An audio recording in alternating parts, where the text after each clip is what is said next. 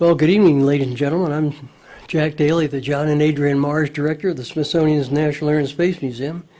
It's my pleasure to welcome you to the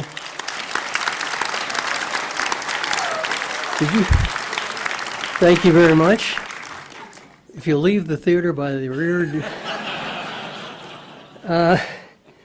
welcome to the National Air and Space Society's annual Vice Admiral Donald D. Engen Flight Jacket Night. We founded NAS more than 20 years ago, and in that time our members have contributed more than $20 million to support our museum and its mission to celebrate the history of human flight and inspire its future. How about giving yourself a hand on that one? And that support, here's the rib, that support has never been more important. Get it? Hey, we opened our doors on Bicentennial Weekend in 1776 as a birthday gift to the American people. Our museum was delivered on time and under budget. The original designers anticipated that we might get up to 2 million visitors a year. We reached 2 million in the first 7 weeks and have averaged 9 million since. So and since then we've welcomed between 7 and 14 million people every year, with more than 350 million people have gone through this building. That's more than the population of the United States. And that's why we're going to revitalize it. It was built to handle up to 2 million a year, and we've been beating the heck out of it now for 41 years. So it's safe to say that American people have gotten their money's worth out of that bicentennial birthday present. That unparalleled success has created a need and an opportunity for the new NASM. And we have just entered the public phase of the most ambitious project our museum has undertaken since we broke ground on the Stephen F. Udvar-Hazy Center nearly 20 years ago. Over the next 7 years, we will completely transform our home here on the National Mall. From the cladding stones that make up the outer facade to the high vac that provides much needed climate control. And by the way, the original high vac in this building is half of what we needed. So when we go to the new upgraded version, it'll be the right size. The only thing is we're going to have to give up space because it's bigger, of course. And so we're going to lose some parking places, and we're going to have to lose some offices upstairs because of the chillers. But at least when we come back in, it'll be either toasty in the winter or cool in the summer. We'll also redesign all 23 of our galleries, and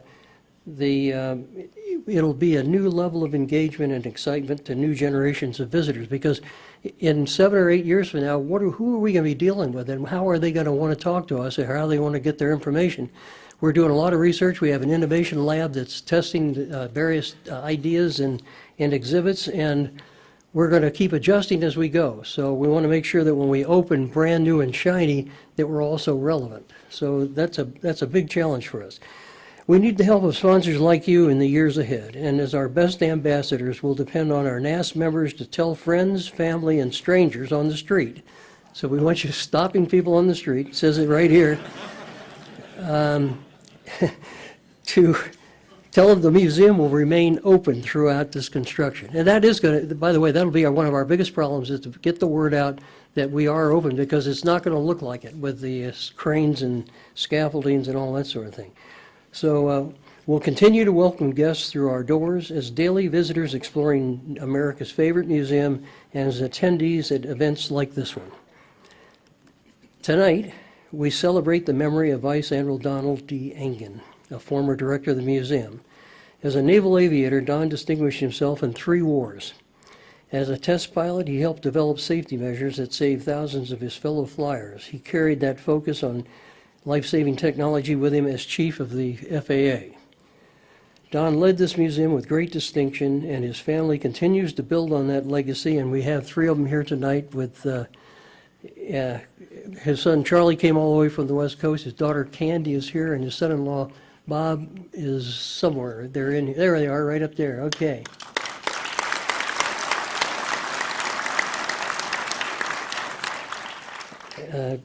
As we begin the new era of transformation, I want to thank the Engens for everything that they have done and continue to do for this museum. Everybody here tonight loves the story of human flight. You wouldn't be a NAS member if you didn't. Many of us here tonight are pilots, but it can be safely said that none of us loves flying quite like tonight's speaker. Robert Hoot Gibson got his start building model airplanes as a boy and got his private pilot's license at the age of 17. I don't want to give away anything, but he has maintained his private pilot license for more than 50 years now. After earning a degree in aeronautical engineering from Cal Poly, Hoot joined the United States Navy by way of the Aviation Officer Candidate School.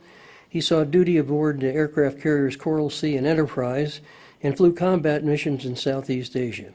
Hoot graduated from both Top Gun and Naval test pilot schools. Hoot became an astronaut in August of 1979. From 1984 to 95, he flew 5 Space Shuttle missions, and 4 of them as commander. On his last mission, Hoot commanded the first American flight to the Russian space station Mir, an important milestone in international cooperation 5 years before the International Space Station. So he's kind of an old guy. He also served a stint as the chief of the Astronaut Office. Naval aviator, test pilot, space shuttle commander, chief astronaut. What do you do when you've done it all? Why, of course, you become a commercial airline pilot for Southwest Airlines. Are you going to tell a story about when you were serving drinks? Is that in your pitch? Can I tell that one? Sure. And Southwest has a policy when you're deadheading on a flight, you have to help the crew with the cabin requirements. So Hoot's walking down the aisle with that cart serving drinks, and somebody said, "Hey, what'd you do before you became a Southwest pilot?" He said, "I was the chief of the Astronaut Office." That pretty accurate? Okay. A fellow astronaut and former NASA administration Charlie Bolden once called Hoot one of the greatest pilots he'd ever met. He said Hoot didn't get into an airplane so much as put it on. And as you'll soon hear, no one wears his wings as naturally as Hoot. Please help me welcome Captain Robert Hoot Gibson.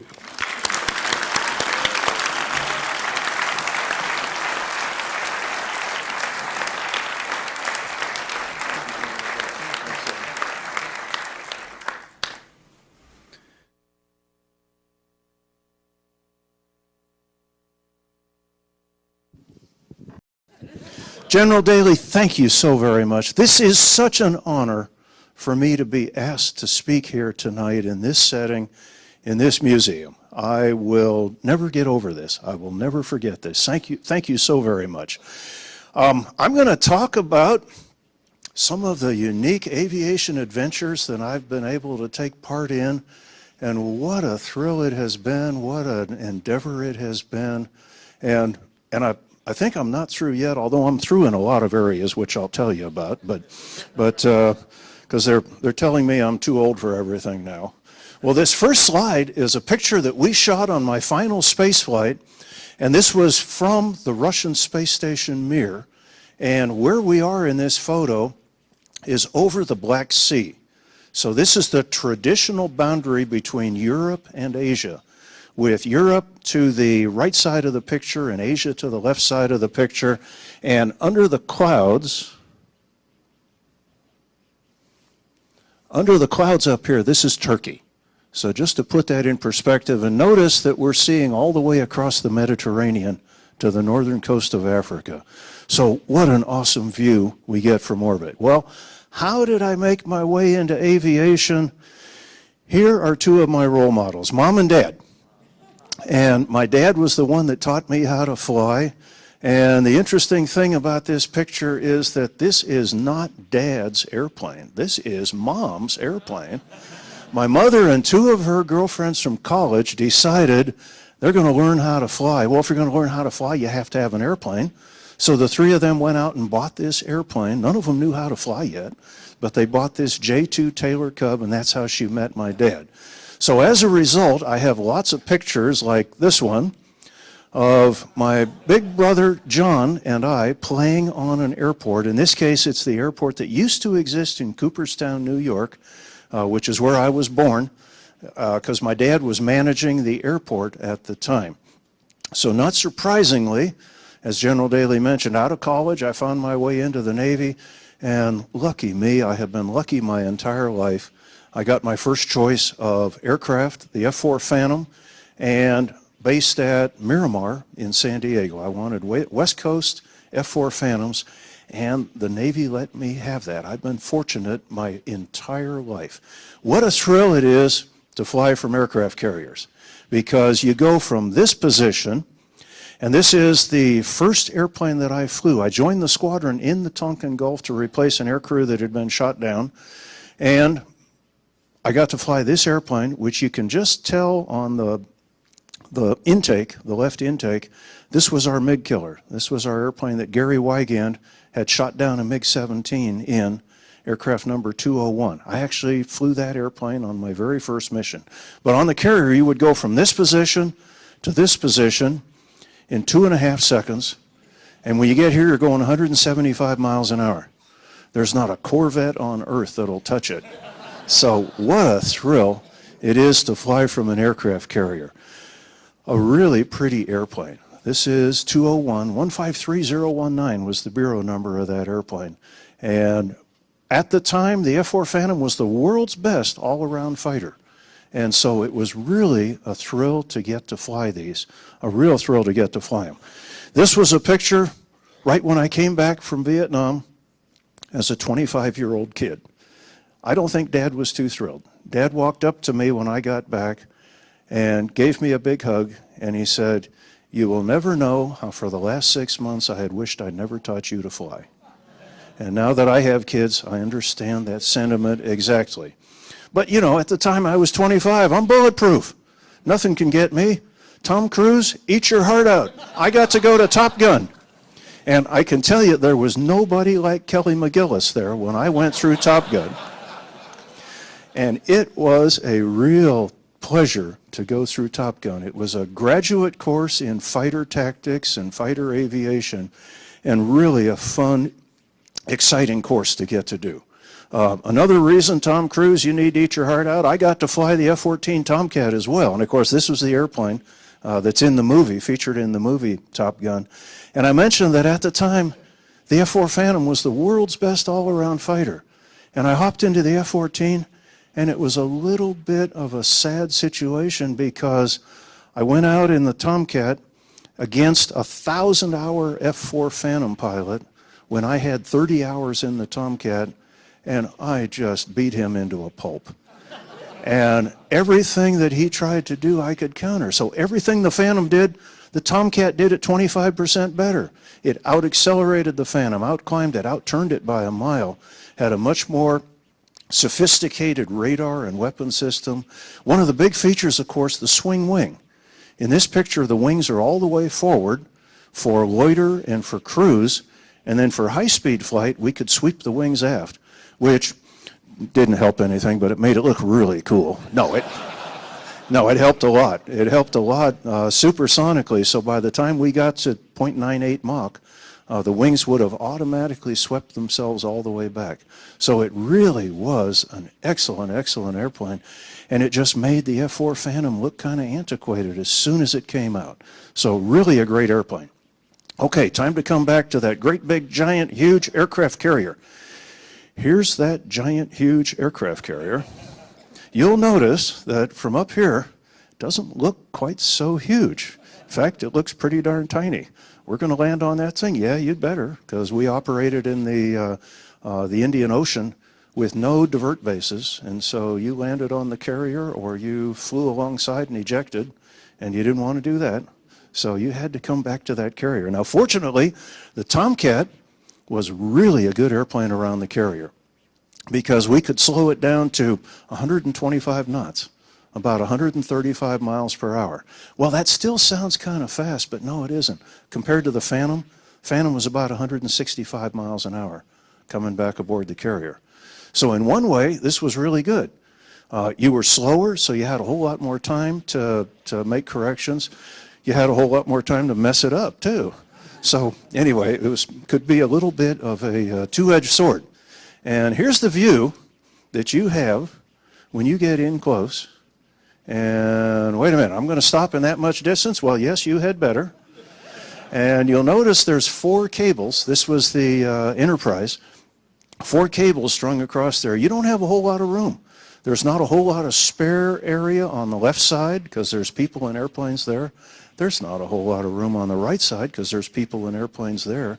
So you had better be pretty accurate. You can't go long or you miss all the cables, and you really don't want to go short because that could be fatal. So anyway, flying back to a carrier was really thrilling and really exciting. Altogether, I had over 300 carrier landings and almost 100 of them at night. Now, it's exciting and fun in the daytime. Nighttime is really exciting. But I found it to be a real challenge. And some things were easier at night, and most things were not easier at night.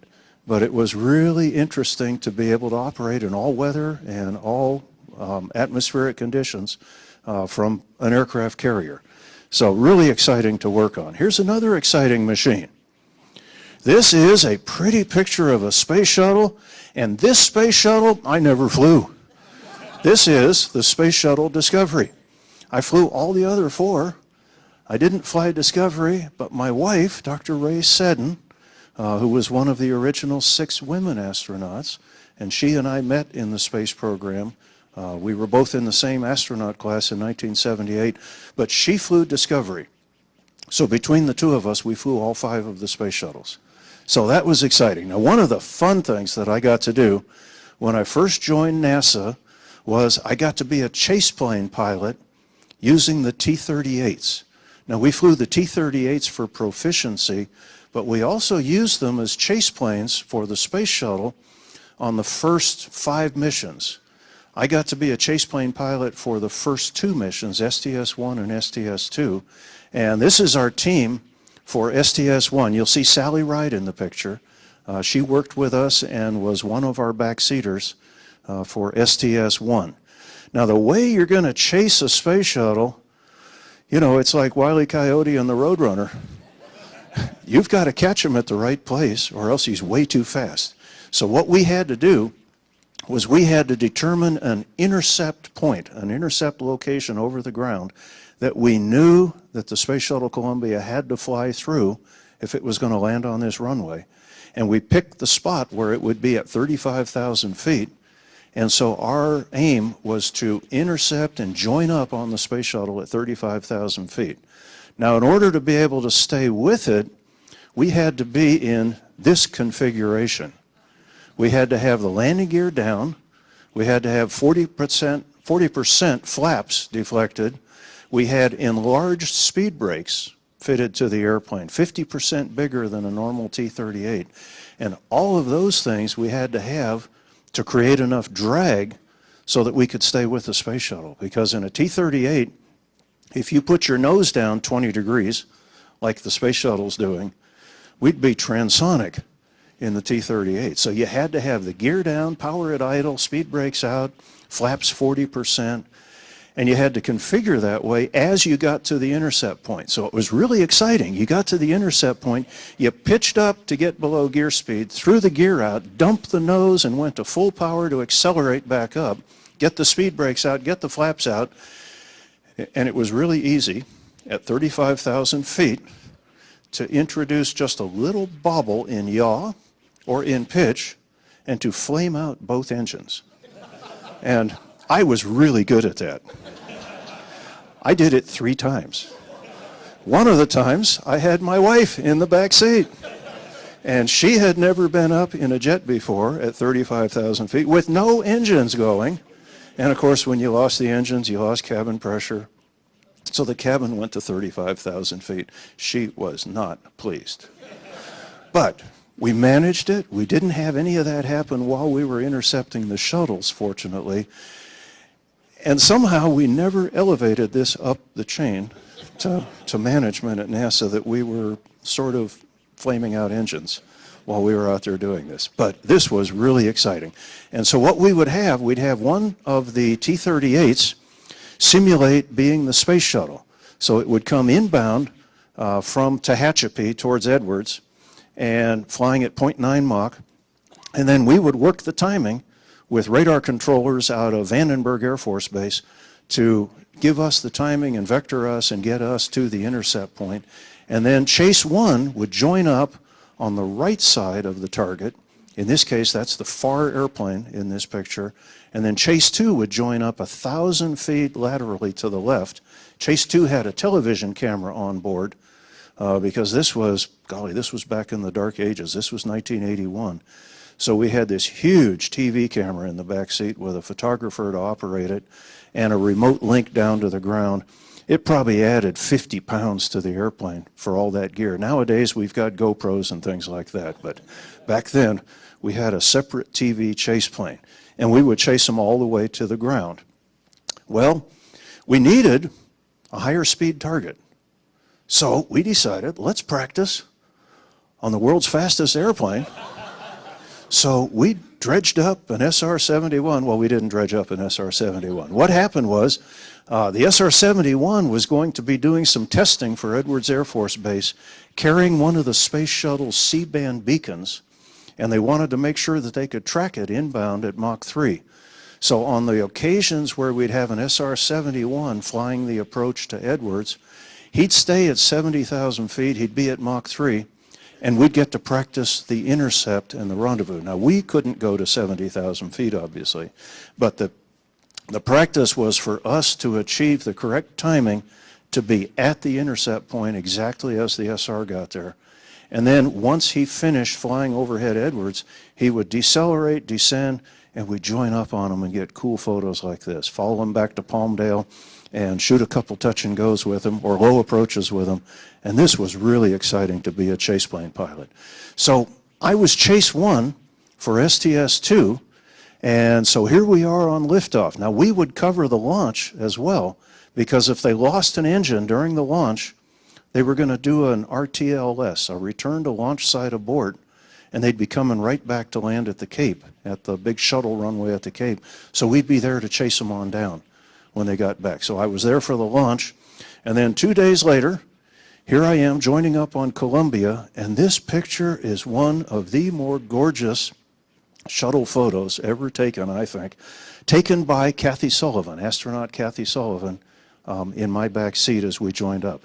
What was our purpose in chasing it? Well, part of it was to determine what kind of tile damage they may have seen during the mission so that we could separate that out from what happens on touchdown when they're throwing sand and possibly bits of rock or whatever from the lake bed runways.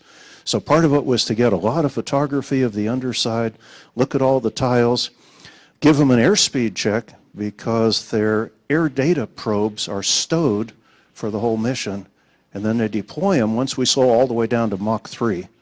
Actually, Mach 5. Once we got down to Mach 5, we put the air data probes out. So we wanted to give them a cross-check on, okay, right now I would say, here comes a airspeed altitude check, 7,000 feet, 300 knots, just to let them see if their data on board is accurate. And then to call the touchdown height all the way down to main gear touchdown, and then also the derotation, call their nose gear height. And that was really exciting. That was really a lot of fun to get to do. Not nearly as exciting as going to space, however. So 8 missions later, just 8 missions later, Ray and I had a bet over who was going to fly first. I was betting she would get to go first. She was betting I would get to go first. And I lost, or let's see, I lost or I won. I got to go first. And I flew on the 10th Space Shuttle flight as the co-pilot. Now, you know, we called the 2 pilot astronauts on board the commander and the pilot. And that just confuses the daylights out of everybody, because the commander is the pilot in command. He, let's see, he or she, did we have any female shuttle commanders? You bet we did. So he or she is going to make the landing, the commander. So the pilot is really the co-pilot. And I'm convinced, this was decided before we ever joined the space program, I am convinced that the reason the co-pilot was called the pilot is because astronauts are such prima donnas, nobody's willing to be called co-pilot. So it just confuses the daylights out of everybody. So I always say, okay, I flew as co-pilot on my first mission. We did something pretty exciting. Well, we did lots of exciting things. We carried 2 satellites to orbit, but this was the really cool thing that we got to do. And no doubt you've seen this photograph before, and you must have wondered who was the gifted photographer that took this picture. Well, as the co-pilot on my first mission, I was the only person on the crew that knew how to work a camera? No, I was the only person on the crew that had absolutely nothing to do during the spacewalk. So I was parked at the window, and I'll never forget, I put the camera up to my eye and I looked through the viewfinder. I didn't even take the photo. I put the camera down and I said to myself, oh my gosh, I cannot believe what an image this is.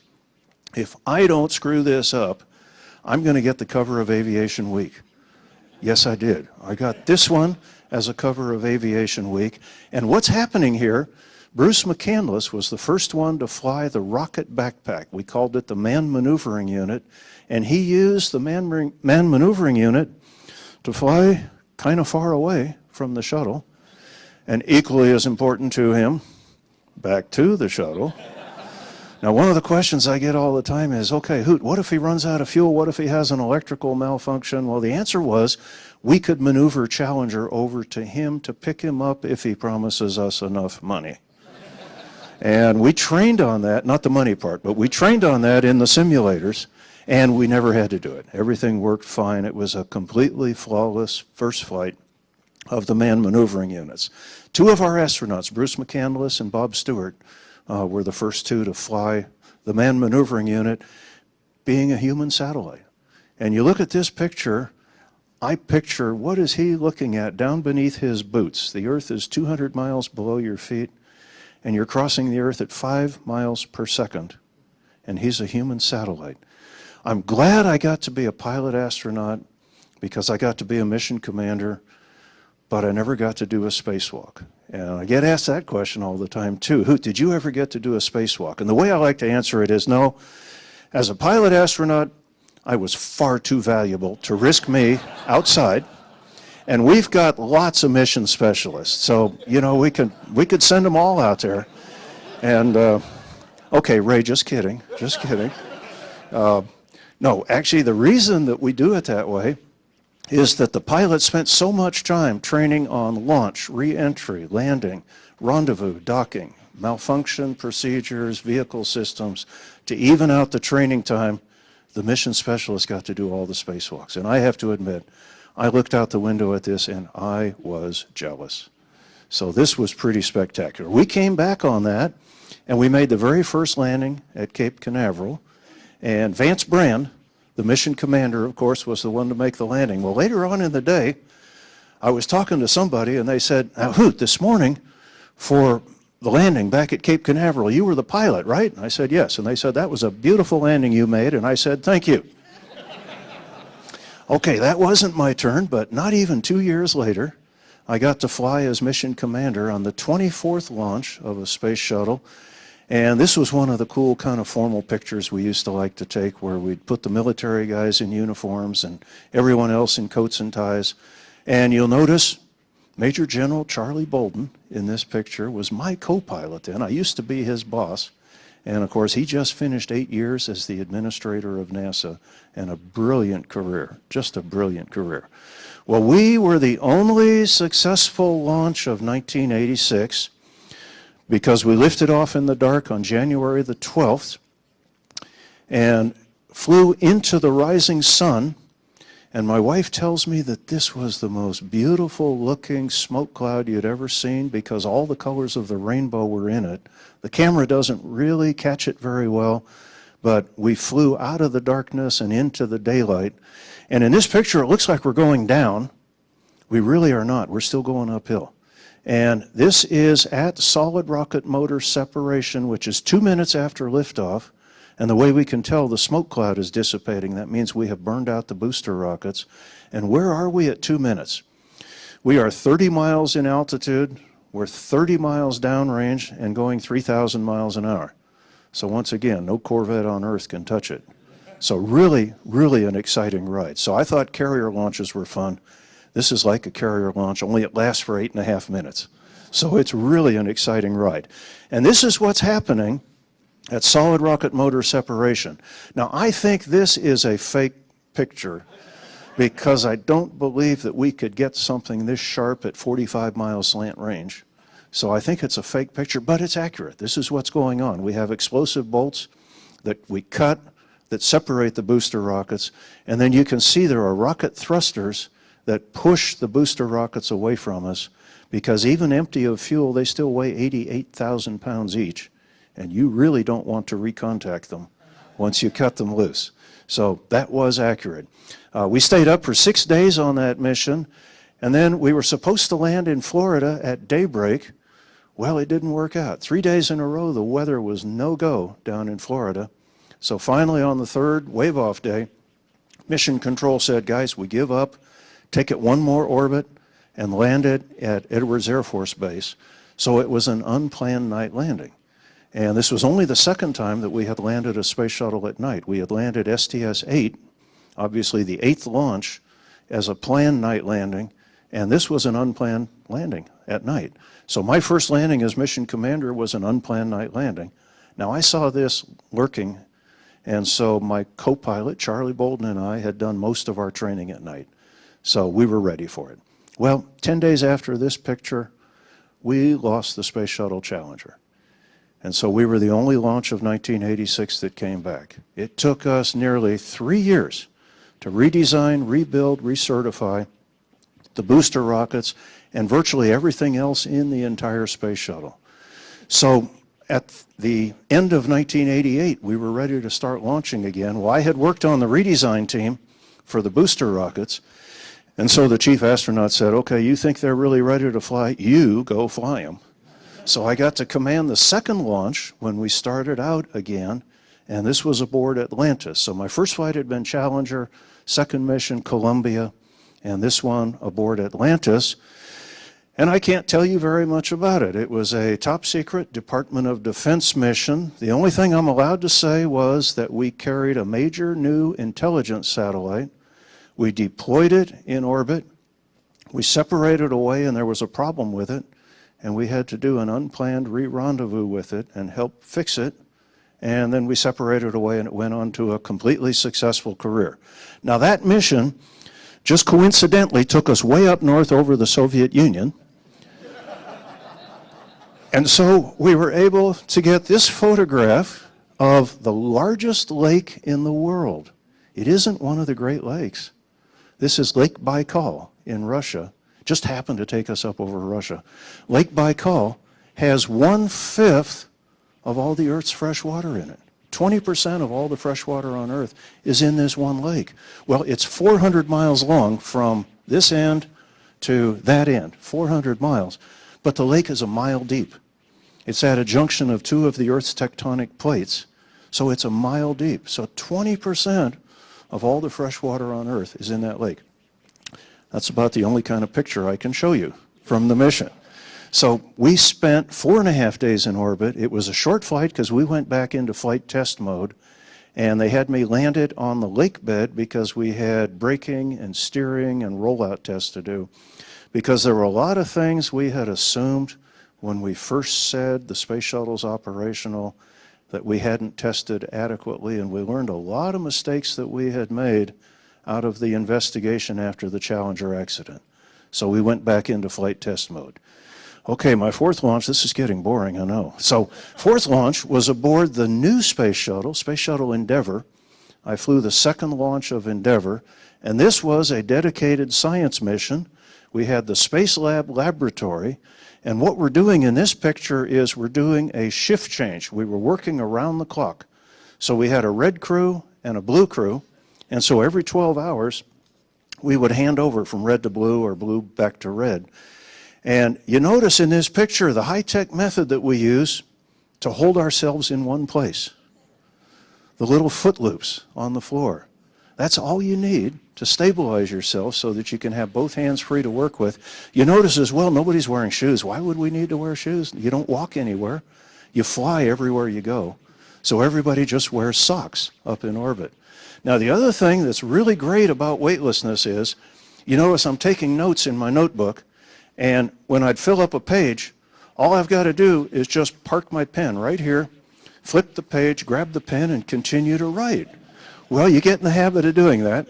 Okay, and you can see this coming, I know. One of the crews came back from space, and when we would fly back to Houston, there'd always be a big crowd of people waiting to welcome us home. And one of the guys was signing an autograph book, and the lady said, "Oh, sign the next page too." So he parked his pen. And it's things like that that make people say, oh, these poor guys. It must be the radiation or lack of oxygen that these guys encounter while they're up there. But it's really handy to work and live in weightlessness. And in fact, when you come back down and you have to stand up again, you feel like you weigh about 400 pounds. So it really is habit forming to be up in weightlessness. We came back at the end of 8 days in that mission. And that, for me, was 4 flights, 2 landings at Edwards, 2 landings at Cape Canaveral. And one of the exciting things about being in orbit, of course, is the view. And this was another photo that we took on my 3rd mission, which was that one that went way up north. So this is Greenland, just a real pretty picture. And in the picture, you can see all these airliner contrails. It's a really busy air traffic route across the North Atlantic between Europe and the United States. And so we would always see tons of contrails when we were up there. This was a picture we shot on my 4th mission, and we are looking at the delta of the Nile River. Now, north is to the right of the picture, and underneath the tail of the orbiter, this is the Suez Canal going from the Mediterranean Sea into the Red Sea. And from space, the only things that look silver or gray colored are cities. And so right up here at the tip of the delta, this is Cairo, and the bright spot in the sand, those are the pyramids. So you can actually make that out from orbit. Okay, what do you suppose this might look like at night? Looks pretty spectacular at night. So not only do we get this gorgeous view in the daytime, we get to enjoy it at night as well. And in this picture, you can see, in this picture, north is to the top of the screen, and the Nile River flowing to the north. Cairo is very brightly lit up at night. This is Alexandria, Egypt, up on the coast. There's a lot of civilization along the Nile River and in the Nile Delta because we humans really need water very badly. So you move a little bit off the Nile River, and there's not so much out there. I have no clue who this is out here, but they sure are out there. Okay, the next picture is the most gorgeous thing that we get to see from space. And I was given a talk similar to this to a bunch of 5th graders one time. And I used that same introduction. I said, the next slide is the most beautiful thing that we see from space. And one of the kids yelled out, Las Vegas. No, it's kind of pretty, but it's not as pretty as the aurora. And when we're on a high inclination orbit, that means our orbit is highly inclined to the equator, so 57 degrees north. But when we go to 57 degrees north latitude, we also go to 57 degrees south latitude. So we have the opportunity to see both the northern lights, the aurora borealis, and also the southern lights, the aurora australis. And over the years, we've trained mission control. Hey, if we're way up north in the dark or way down south in the dark, don't even bother calling. Nobody's going to talk to you. We are looking out the window at the aurora. And it's just fascinating to watch. And you'll notice in this photo, you probably know the aurora happens at the top of Earth's atmosphere. Well, we're up above that. So we look down at the aurora. So it's really fascinating to watch. Well, after all those years of being a Navy fighter pilot, training to shoot down Russian fighter pilots, in this photo, I'm sitting in between 2 Russian fighter pilots who had been training to shoot me down all those years as well. But together now, we are going to go do the first docking that a space shuttle ever did, and it's with the Russian space station Mir. So I'm sitting in between Russian Colonel Vladimir Dezhurov, Russian Air Force Colonel, and Anatoly Solovyev, also an Air Force Colonel. Well, my crew and I got to train over in Russia, and this was fascinating. We got to go to the Air and Space Museum over there. It's nothing like our Air and Space Museum. Most of the airplanes are out in the woods under the trees. But we got to see things that I had only seen grainy intelligence photos of, black and white, of MiG-31s, MiG-25s, and all these exotic airplanes. So it was really fascinating. We got to be tourists as well and go to Red Square and St. Basil's Cathedral, like in this photo. We trained on the simulators, the Mir simulator as well as the Soyuz simulator. Now, the biggest challenge about the mission was not the docking. It wasn't operating the checklist. It was having to try to attempt to learn to speak Russian. Underline the word attempt, because the Russians at that point were so broke that they couldn't afford to hire English teachers or buy English textbooks. So we had to attempt to learn to speak Russian. And the reason I say that is that I are an engineer. And engineers ain't taught good in English, let alone in Russian. And it's a different alphabet. It's 33 characters in the alphabet. Anyway, I'm whining, I know. But here's what I know best in Russian. Я говорю по-русски очень плохо и понимаю ничего. I speak Russian very badly and understand nothing. So anytime I have to talk to somebody in Russian, I will start off with that. But when we launched aboard Atlantis, I had 2 Russians on board with me, and they're going to be the change-out crew for the space station Mir. So we carried them to orbit, they took over the Mir, and then I picked up the 3 who had been up there for 4 months and gave them a ride home. Well, during the launch, what if I needed to tell Anatoly and Nikolai, Извините, пожалуйста, у нас есть маленький пожар на борту прямо сейчас. Excuse me, please, we have a small fire on board right now. So we needed to be at least somewhat conversant in Russian. Now, it was very difficult, and I am not fluent. I am so far from fluent, it's ridiculous. But I am not fluent in Russian, but to this day, I can still carry on an extremely poor conversation in Russian. So it's been a lot of fun. Well, and here's our target, the Russian space station Mir. Mir is a Russian word that has 2 meanings. It means world, and it also means peace. And what I'm to do is dock the space shuttle Atlantis to a docking port up on this end, up in the upper right, to a docking port that they intended to take their space shuttle to, only it never went there. Their space shuttle only made 1 flight back in October of 1988, and it never went to a space station. It was completely unmanned, and it made 2 orbits of the Earth, landed, it never flew again. So what we did was we bought the mating mechanism from the Russians, and this is it in the cargo bay. It's about a 4-foot diameter ring, and this was one of these really fascinating piloting challenges because I'm flying Atlantis by hand. So rendezvous and docking in the American space program is manually flown by the commander. So I'm flying Atlantis by hand, and they said, Hoot, you can be sloppy. You just have to line the center of that docking ring up within 2 inches. We're both going 17,500 miles an hour. And the day before launch, the NASA administrator called us on the phone. We had a telecon with him, and he said, Hoot, no pressure now, but for the docking, there will be 5 billion people watching you on television, so no pressure. So now that I've made it sound really difficult, because that makes me sound really good, it went off flawlessly. And we docked right on time. Everything worked like precision clockwork. It just worked really well. And the protocol was the 2 mission commanders were to shake hands at the hatch, just as we had done back in the Apollo-Soyuz docking 20 years earlier.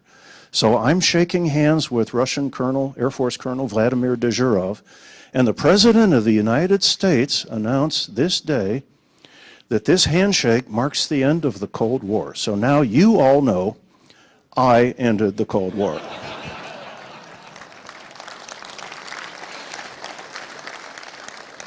It's just so much fun to exaggerate it that way. Well, we got to spend 5 days docked with Mir, and we had a lot of work to do. We had to transfer more than 400 items from the shuttle to the Mir, or from the Mir back to the shuttle, and change out the crews. And the way we got this photograph, Soyuz is missing from this end of the space station. So Anatoly and Nikolai climbed into Soyuz, undocked, moved out to the side 60 meters so they could take this photo and this photo as we were leaving. We separated away, we spent 2 more days on orbit, and now it's time to fly something really exciting as well, and that's the reentry and the landing. And this is a wind tunnel model of a space shuttle. This was the attitude that we flew for reentry, 40 degrees angle of attack, or 40 degrees nose high. And we would create, as you can see in this wind tunnel, a massive shockwave. And the temperature in that shockwave is 9,000 degrees. There's not a metal on the face of the Earth that'll take it. And so that's the thermal protection system that exists on the shuttle. And hopefully you've all been out to Varzi to see Discovery out there. And the tiles, the thermal protection system, was one of the major technologies that made the space shuttle possible. So that's what it looks like from outside. This is what we would see from inside. You look like you're flying in a blowtorch, only it's twice as hot as an Oxy-Acetylene blowtorch. So it was pretty exciting during reentry as well. And the fire and flame lasted for 15 minutes. Once we got slow, all the way down to Mach 10, the fire and flame started to dissipate. But we'd hit the atmosphere going Mach 25 times the speed of sound. And that's what created that enormous shockwave. Well, once we're down low in the atmosphere, now we're a 110-ton glider. So let's see, how many tries do we get to land it? 1.0. You get exactly one try to land it. So we trained our pilots very, very extensively for the landing, because you really had to do it right, and you had to do it right the first time. And in some cases, you had to do it after you were floating around weightless for 2 weeks at a time. Now, I never spent 2 weeks in orbit. My wife did, but this flight was my longest one at 10 days. And then after you've completed the mission and you've done everything right, you get to pose for cool hero photos like this one. And in this picture, you can really see how big that space shuttle is by looking back at the people standing under it, under the tail end of it. We could fit 1.5 Greyhound buses inside the space shuttle. We never did, but we could have fit them in there. That's how much payload capacity we had. Well, I wasn't tired of flying, so when it was time to move back to Ray's hometown of Murfreesboro, Tennessee, I wanted something I could do where I could keep flying, so I joined Southwest Airlines. Anybody here from Southwest Airlines? Yes, I know they are. I got to enjoy being a pilot for Southwest Airlines. Now, one of the questions I get there is, well, wait a minute, Hoot, you didn't have to start out as a co-pilot, did you? Oh, yes, you do. It's day of hire, it's your employee number, it's your seniority number. So I got to be a co-pilot for 5 years and a captain for 5 years, and it was wonderful. I really enjoyed the flying. You wouldn't think that flying a great big trash hauler like that around would be fun. It was. It was a fun airplane to fly. It was an interesting mission. The people were wonderful. The company was wonderful. Okay, other than that, I didn't like it at all. It was really a great experience. I only got to have 10 years for it because they said, okay, Hoot, you're too old. So I'm out the door. So I'm too old to fly space shuttles. However, I wasn't too old to fly the Reno Air Races. So let me understand it. I can't fly an airliner where I have a dispatcher, I have a co-pilot, I have a computer on board, a flight management computer, and all the help in the world from the FAA and air traffic control, but I could race airplanes around the race course at Reno. So I always had the question, Hoot, is there something in the world of aviation that you haven't done that you want to do? And I always used to say, yes, I want to race the unlimited class at Reno. And this is the world's fastest piston engine propeller driven airplanes. It's perhaps not the most sane thing on earth to be doing, because what we would do for the start of the race is we'd line up on a pace plane, much like the Indy 500, where you had a pace car. We'd line up on a pace plane, and in order to be fast enough, it's a T-33 jet. He would point us at the race course, and then he's not crazy. He's not going down there. About 2.5 miles prior to the first pylon, he would say, gentlemen, you look good. Gentlemen, you have a race. He'd pitch up, and he's out of there. And then all 8 of us are down onto the race course. And this is where we're racing. We're racing down at sort of low altitude. In this picture, Jimmy Leeward and I had just finished the small straightaway that exists. So in this photo, we're doing about 450 miles an hour. And you'll notice one of the pylons. The pylon is 30 feet high. And the rule for minimum altitude is that my helmet, I'm in the red and white airplane, my helmet must not be below the top of this pylon, which I see as a reasonable rule. But in this picture, you can see Jimmy and I are probably 60 feet or 70 feet, going 450 miles an hour. So it's really exciting. One of the other exciting things about the Reno Air Races was the many VIPs that would come visit you and say hi. So one of them, Admiral Don Engen, would come by and say hi to us. And that was a real treasured event and a real treasured moment to get to show him the airplane and talk to him about air racing. Neil Armstrong would come by, and he'd be in some sort of a disguise. He'd have a ball cap on and sunglasses so that you wouldn't recognize him. But I grabbed him and I made him pose with the owner's wife and daughters for a photo. And our own General Daly would come by and say hi to us, and that was always a real pleasure as well. Well, and in this picture, my gorgeous daughter Julie and I are taking our photo with the founder of Southwest Airlines, Herb Kelleher.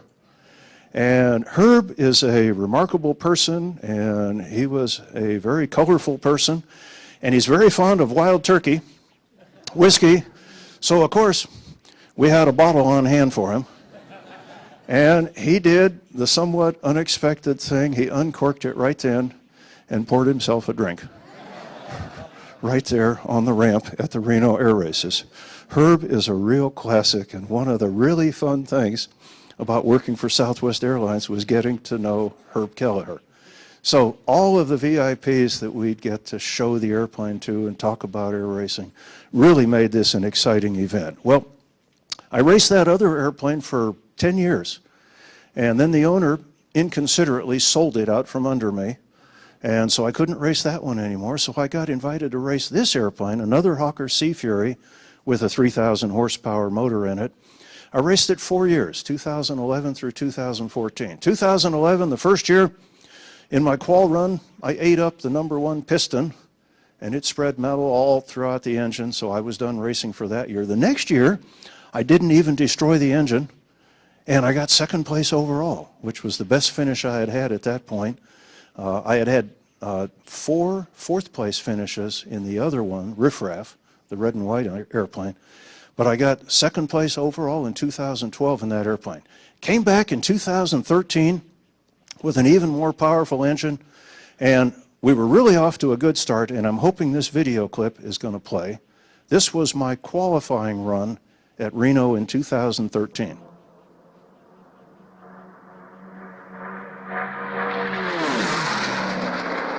So that's the altitude we would fly at. Let me play it again. Maybe they can tweak the volume just a little bit, but I've got a second copy of it here because it happens kind of fast. I was just a blur, obviously. So here it is again.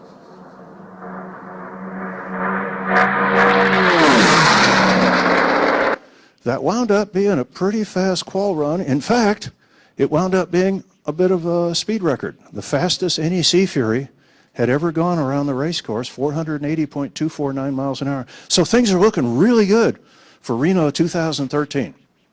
I flew the Friday heat race and finished in second.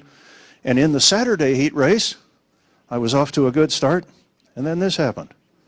The engine sucked in a big part of the induction system. The engine didn't like that, so it backfired and blew up the entire induction system. So pieces went flying every which way. I had pieces hit my canopy, pieces hit the horizontal tail, pieces take off a GPS antenna on top of the airplane.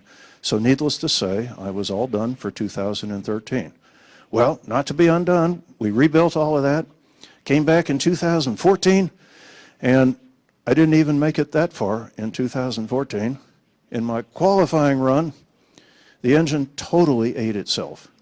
And I pitched up. What you would do when you lost your engine was you'd pitch up and trade airspeed for altitude, and I'd zoom up to get below gear speed, and you would gain about 5,000 feet because I was doing 460 miles an hour down on the race course. Pitch up, get below gear speed, get the gear down because you really want that. And if you lose your hydraulics, you better have time to lower it manually. So get the gear down, and then get some flaps out, and then head for a dead stick landing. It comes down like a space shuttle. So once I got the gear down with no engine left, I came down the first 1,000 feet at 9,000 feet a minute, and the second 1,000 feet at 9,600 feet a minute. So kind of similar to a space shuttle coming down. So fortunately, I've had lots of practice with dead stick landings. Well, after 2014, the owner said, I've had enough of this. Hoot keeps breaking my engines. It was an engine every year, except for 2012. And so the airplane is still up for sale from 2014 if anybody needs a really fast Sea Fury that eats engines. So anyway, finally, I got approached by Tiger DeStefani, Bill DeStefani, who has an airplane that has won Reno 11 times. And he asked if I would be interested in racing that airplane, and I said, interested? How much do I have to pay you? And so this was my year, 2015, the very next year. And this photo was a photo of me on my way to winning the Unlimited Gold Championship. And this particular lap, the photographer told me this was the second lap of the race. I did that lap in 498 miles an hour. So this is an incredible photograph. The airplane is just as sharp a focus as you can get, and he's caught the pylon in the photo as well. Somebody made up this funny poster and mailed it to me. And the first lap, I had done it in 503 miles an hour. So this airplane is transonic with a piston engine and a propeller. That's about 0.7 Mach number. So it really was a red rocket. So I got, after 18 years of air racing, I finally got to wear the gold jacket. It's like the green jacket, I guess, for that golf thing down there. But the gold jacket at Reno, the Unlimited champion gets a gold jacket that gets embroidered with your name and the race speed and all of that stuff. And you get to pose with the trophy. And so after 18 years of racing, that was my big moment of glory in air racing. And I just have one more slide, and then we can do questions if we have a few minutes for it. I think we do. But, okay, I called the owner of the airplane 2 months later, and I said, Tiger, we're going racing again this year, right? And he said, Hooter, I'm too old, and you're too old. I'm going to have a younger pilot from now on. So now, I'm too old for flying airliners. I'm too old for air racers. I guess there's just not much left for me, except for the glue factory, I suppose. But I still get to be a fighter pilot every so often. In fact, just last Friday, to celebrate Veterans Day, my grandson's school was having a Veterans Day breakfast, and so I showed up in my flight jacket, and he showed up in his flight jacket, and oh, we were such a hit, because we were the only two that were wearing our flight jackets. Now that time, last Friday, was the first time I had worn my flight jacket in 40 years, and this is the second time that I have worn it in 40 years. So I guess I'm too old for virtually everything, but maybe once a year, I can still go be a fighter pilot again on Veterans Day. So I've had quite a run of it. I've had quite a career. It was probably time for me to quit air racing after 18 years of it, and maybe I really am too old for it. So anyway, that is my story, and I think we have a couple of minutes, General. Is that okay? Anyone have some questions for me? Thank you. Thanks very much.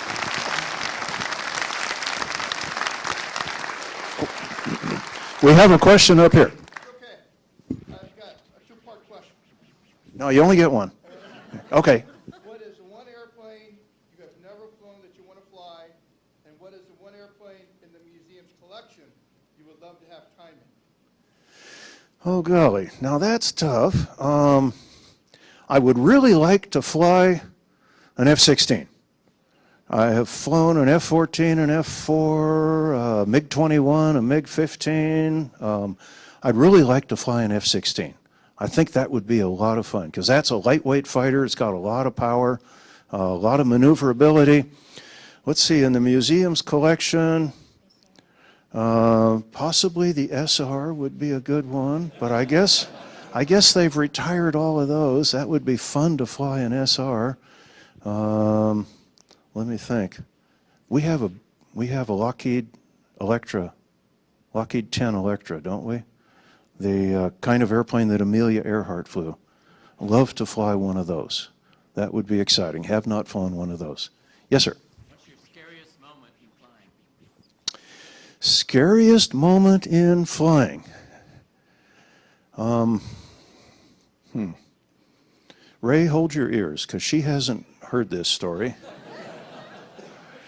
Well, I guess I'd say one of the moments when I was quite apprehensive was I was practicing for a world time to climb record in a home-built airplane, a little fiberglass pusher airplane that had the engine behind me, and I was passing through 28,000 feet out over the Gulf of Mexico, and the propeller disintegrated. I think you don't know about this one, do you? Well, anyway, it's kind of cold up at 28,000 feet, and it was a wooden propeller, and I think the problem was that the engine exhaust was putting a hot spot in the middle of the propeller blade, and so it shed one of its blades. The other blade swung around and tried to chop the tail off the airplane, but fortunately it broke the other propeller blade instead of chopping the tail off, because the tail had my rudder and my horizontal tail and my elevator, and if I had lost those, I would have made a smoking hole in the water from 28,000 feet. So that's probably, well, oh, and so from there, where am I? I'm out over the Gulf of Mexico, and I'm a glider. And so I need to glide quite a ways back because I had to get out of controlled airspace to be up that high because I wasn't on a clearance. And so I wound up having to glide about 30 miles back to an airfield, and I put it back on a runway, and so everything was fine, so I never had to tell my wife about it. And they let me keep the piece of the propeller, and it's just a stub. And I was cleaning out in my garage under the workbench, and I had pulled a bunch of stuff out to clean it up, and I had set that stub of a propeller on the workbench. Bad timing, because Ray walked through the garage right then, and she looked at this shattered propeller, and she said, "Oh, what is that?" And I said, It's a broken propeller." And she said, "I'm not going to ask anything else." And she just kept going. So that was probably one of my more tense moments, was I had to stretch my glide. So, you know, you want to get it on the ground right now. So you're tempted to push the nose over and accelerate and go fast, only then you're not going to make it to land. So I had to sit up there at best glide speed, and it was probably 20 minutes from 28,000 feet gliding back down to a runway, and I made it to the runway. So see, everything was fine. So that was probably one of my more interesting moments. Yes, sir? So as great as all this is, and understanding that you're an engineer at heart, do you ever think about what you gave up by kind of leaving the pathway in the Navy, both job-wise and potential flag rank? Yes, I do. Yes, I do. One of the things, and they briefed us on this when I got selected to be an astronaut, we had a briefing from the Bureau of Naval Personnel, and they said, "We want to let you guys know and make sure you really understand what you're doing here. You're giving up your classical naval career. You are not going to screen for squadron command. You are not going to get to command an aircraft carrier.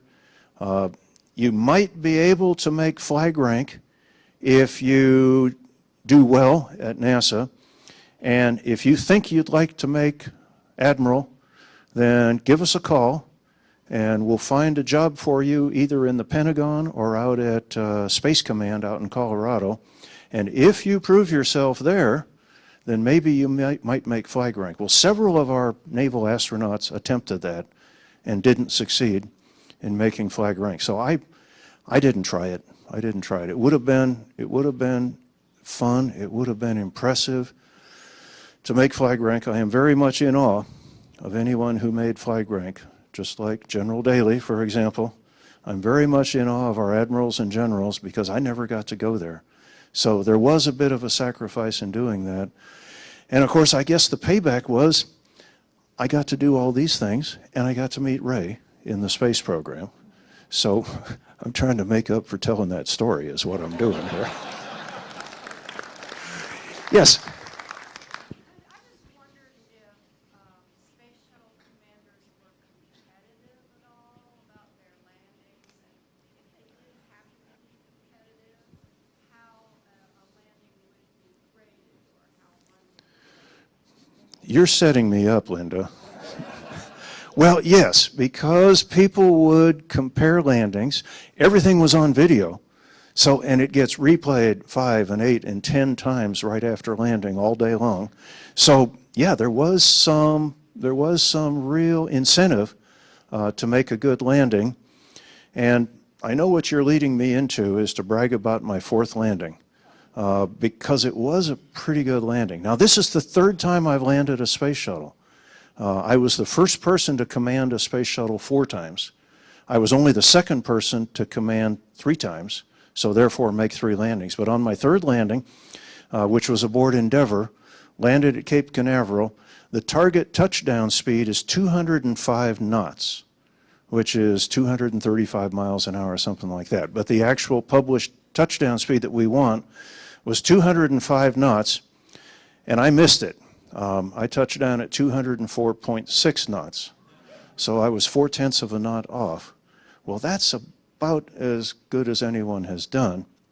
And the other parameter that you looked at was, what was your sink rate? At those kind of gross weights, we could not have a sink rate greater than 6.6 feet per second. Or I'm sorry, 6 feet per second at those gross weights. At lighter gross weights, we could be 9.6 feet per second. And that's compared to a carrier landing where the airplanes are certified to 24 feet per second.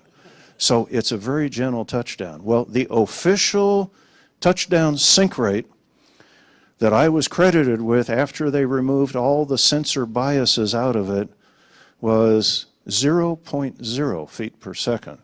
So I remember one of the astronauts said, wait a minute, that means you never touched down.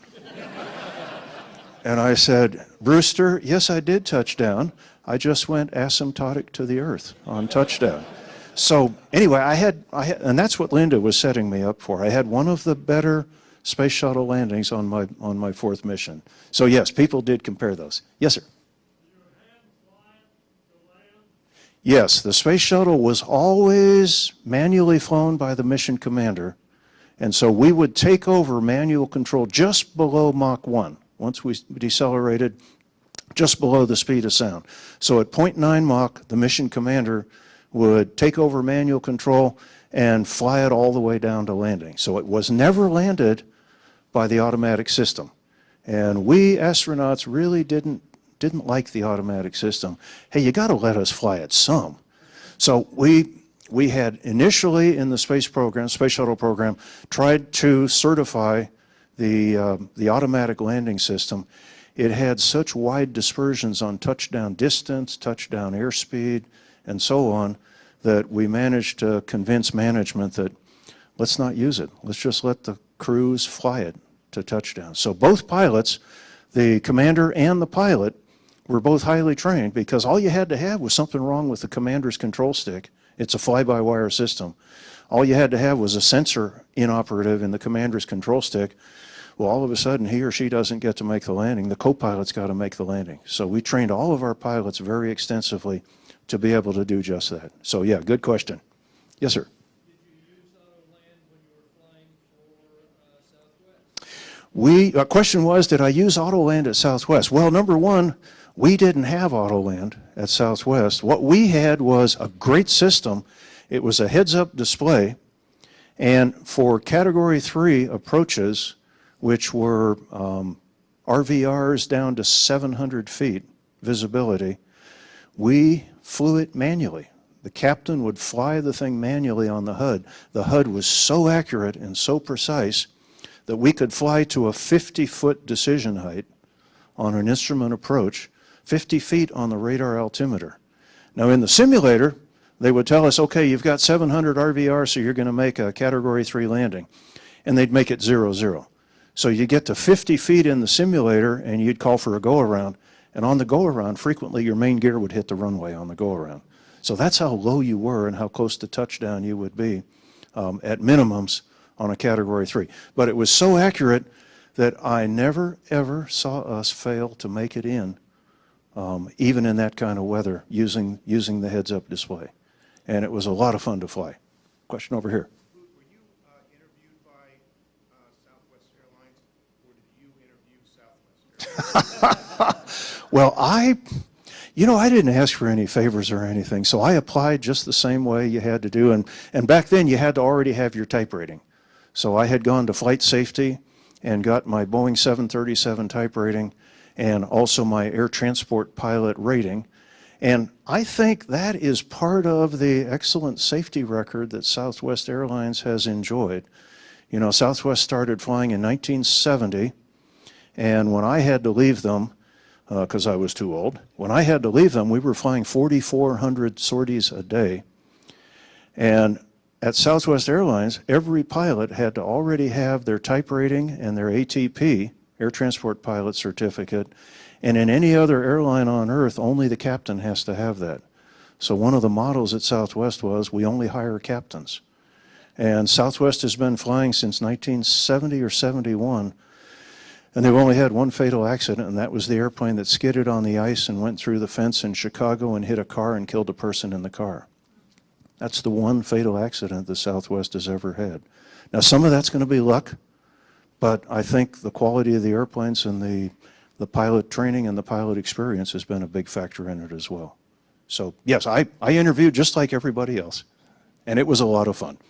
Well, I think I am out of time, and actually I've run us over a little bit, and I guess we're going to have a meet and greet right after that. Before I call General Daly back up here to the podium, I would like to ask, who am I supposed to ask? Agnes Brown has a presentation to make, and so I would like to, what's that? Oh, you can use my microphone, because I'm going to shut up. Oh, okay, they'll bring up the standing mic for you. So with that, thank you so very much. This was so much fun and such an honor.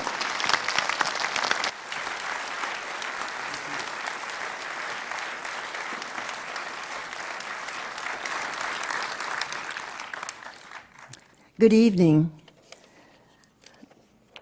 Thank you so much, Hoot. We certainly enjoy that. My name is Agnes Brown, and I'm a volunteer docent, a member of the National Board, and also, more importantly, a member of the National Air and Space Society.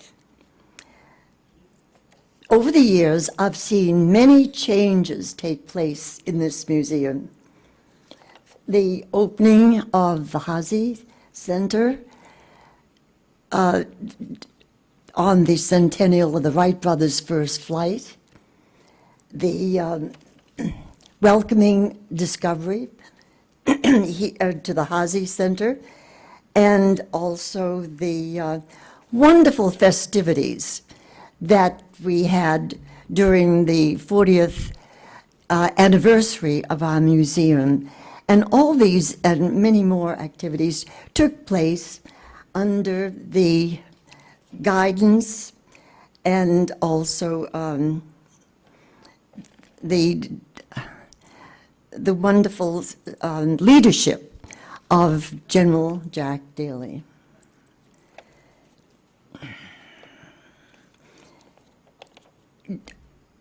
When General Daly arrived at the National Air and Space Museum, it was already America's favorite museum, and his leadership has taken it even further.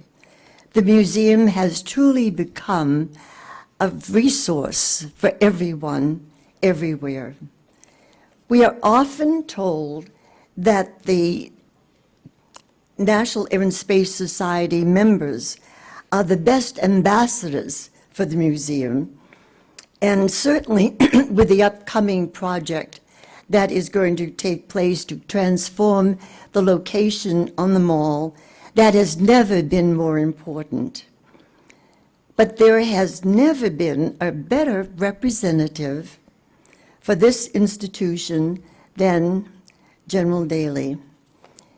He is a living legend of aviation with more than 62 years of national service. First as a Marine aviator, NASA Deputy Administrator, and then the John and Adrian Mars Director of the National Air and Space Museum. Although we look forward to great things from the new director, we know that there will always be a special place for General Daly to be an emissary between the aviation and space communities and the Smithsonian Institution. To honor his extraordinary decades of service and to try to hold on to him for a little bit longer, it is my pleasure to present an honorary lifetime membership in the National Air and Space Society to General Jack Daly.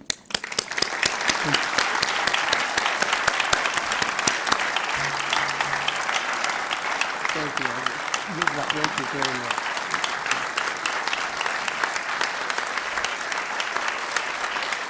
Thank you. Well, Hoot, I had some words to say to you, but Agnes, thank you very much for this recognition. I really appreciate it, to all the members of the society. It means a great deal to me. You didn't disappoint us. I've heard Hoot speak before, and I knew this was going to be a great night. To get a person with his level of experience and, in fact, some humility, it's hard to come across. A couple of things he said tonight, and any of you F4 guys in the house will get a chance to refute that comment about the exchange between the F-14. I've never heard of an F-4 losing a fight to an F-14. That must be that's another record that you have right there. But the fact that he's done it all, and he's done it with superb performance in every category, it's really our privilege to have you here tonight, and that it's a special one. This is my last flight jacket night as the director, and so I'm going out on a winner. And it's because of you, Hoot, and I really do appreciate it. Thank you very much.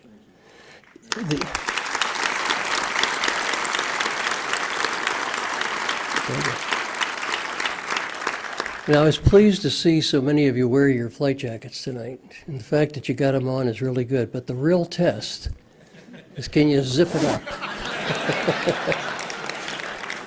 Okay, Hoot and Ray will be available down at the visitor's desk and for greetings and book signing. Is that true? Yes, okay.